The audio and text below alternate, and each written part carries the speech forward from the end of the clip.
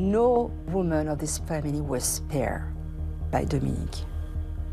No one.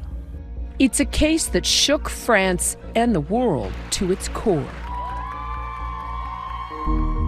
The dark mystery of a depraved sexual predator. But for Caroline Darian, it's also the story of her family's unraveling. I don't even have a dad now. He's still alive, but in my heart, he's dead. A trial that upended French culture with jaw-dropping charges of deviant sexual crimes perpetrated by her father, Dominique Pelicot, covered around the world. Overseas tonight to France and to the trial shaking much of Europe. Gisele Pelicot. Dominique Pelicot. Gisele Pelicot. Dominique Pelicot was put on trial for drugging, assaulting, and/or raping his wife Gisele and inviting a slew of men to join the abuse. Dozens of men, some of whom came repeatedly. Some came once, some came 2, some others came 7 times, 10 times. Your mom was raped. More than 200 times. The amount of betrayal. Yeah. Violation. It's unspeakable. It's more than that. There's no words, no qualification. Caroline and her 2 brothers, David and Florian, grew up in what she would call a normal middle-class household in the outskirts of Paris. We had a pretty normal life. We were a united family. And your father was described by many as charming, as, you know, a good neighbor, a good father. He was a good guy. He was perceived as a really good guy. That there was 2 faces coexisted together since right from the start. It's a little bit schizophrenic. As their children grew, Gisele and Dominique retired to the south of France, in the small rural town of Mazan. Your father did something that a lot of abusers do, which is he isolated your mom, took friends away and, you know, restricted her. Our life was less socialized than before. So probably, you know, it was easier for him to drug her. Dominique was convicted of drugging and inviting dozens of men to rape his wife, Gisele Pelicot, repeatedly for over a decade, filming those assaults while she was unconscious. Gisele courageously deciding to take the stand in a public trial, exposing the harrowing trauma she faced at the hands of her husband, refusing to feel shamed. J'ai voulu, en ouvrant les portes de ce procès le 2 septembre dernier, que la société puisse se saisir des débats qui s'y sont tenus. Je n'ai jamais regretté cette décision. Dominique sentenced to 20 years in jail, the maximum in France for his crimes.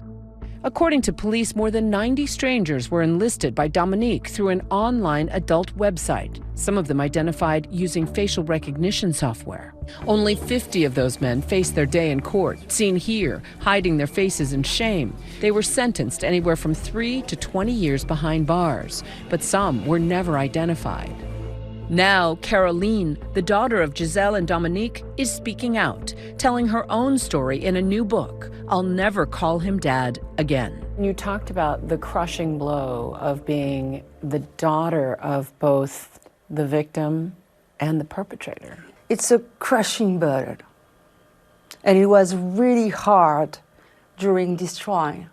Describing a new set of gruesome allegations and searching for more answers, pushing to publicly proclaim that she too was violated by her father, claims he denies. What do you think happened? I'm sure I was drugged, and probably more than that by my beloved dad. Let's take you to November 2nd, 2020. You write about being in your kitchen, seeing the time, and having everything freeze at 8:25. Yeah, it was like, it's what we call the tipping point, or a turning point in your life. There is a life before and a life after. Because when I heard my mom telling me over the phone that my dad was arrested, I lost a part of me. Something died in you that day. Yeah, something died inside. But this story really started 2 months before that tragic day for Caroline and her family, when Dominique was arrested for a legally lesser crime, caught filming under women's skirts in the supermarket. His altercation with a security guard published by Paris Match. Il était en train de filmer sous votre robe. One of those women from the grocery store speaking to Sky News. Mais heureusement qu'on a déposé plainte, qu'on ne s'est pas dit juste bon allez c'est bon le petit bonhomme là. Police confiscated his phone, then searched his house, took his computer and a hard drive, leading to that shocking discovery of more than 20,000 photos and videos of Gisele being abused. According to police, from 2011 to 2020, her husband crushed sleeping pills and anti-anxiety medication into her drinks and food. Lingering, ongoing health conditions confused Gisele and Caroline for years. Because you thought she might have had Alzheimer's. Dementia. She lost a lot of weight. She started to lose her hair. And sometimes she didn't remember that we had a discussion right in the morning. So yes, we were really afraid. And in the end, it was the symptoms of the secondary effect of those medications. Your mom had STDs, had to deal with the fact that one of her rapists had HIV? HIV, he was HIV positive. And all of these rape were done without any condoms. So frankly, it's a miracle that she's still alive. Both Caroline and her mother dealing with unexplained gynecological health issues, symptoms Caroline couldn't comprehend until police showed her additional evidence in the case of her father. And so they had to show you photos of yourself. At first, you didn't believe it was you. I was in shock. You know, the police officer recognized me. And I know that those photos were initially deleted. They were deleted. But they were in a file that said, my bitch and her daughter. Caroline recently filed her own lawsuit alleging that her father drugged and sexually assaulted her for more than 10 years. What led you to be hospitalized? I felt insecure, abandoned. I wasn't able to eat, to sleep, to face the reality. A physical and psychological breakdown. That once united family, now divided. Even after her father's arrest, mother and daughter, sitting side by side, bonded in the courtroom. But her father's control still seemed to take hold of Gisele, even behind bars.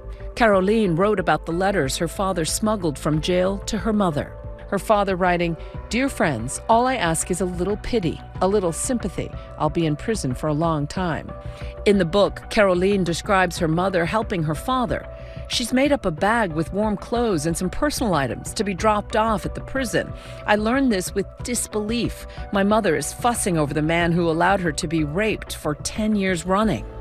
Gisele and Caroline, two victims at the hands of a once loving husband and father, the mother and daughter now estranged. In the book, you describe how difficult it was for you to speak and that tears became your default language. Yeah, I think Dominique succeeded to split our tears in two. You said your mom was holding reality at arm's length, that may have been a coping mechanism for her. When you live with someone so many years, it's difficult to unravel a relationship. I think it's a way to protect yourself. What have you learned about chemical submission and the ways in which these crimes are perpetrated? If you use this kind of stuff, you don't have any respect for the woman who's in front of you. Chemical submission, the French term for what her father used for decades on her mother, often known as date rape drugs or roofies, a mix of psychoactive substances like sleeping pills or anti-anxiety medications consumed by the victim without consent. What helps? Besides the writing, which is clearly helpful in the moment? Action. Commitment. Dans le quart d'heure qui suivait, She's committed to her own nonprofit, Stop Chemical Submission, Don't Put Me Under, to raise awareness about this invisible crime. As her father sits in prison, Caroline says years later, she still wants her side of the story to be heard. You know, I realized during this trial, during 4 months, that it was primarily the trial of my mom.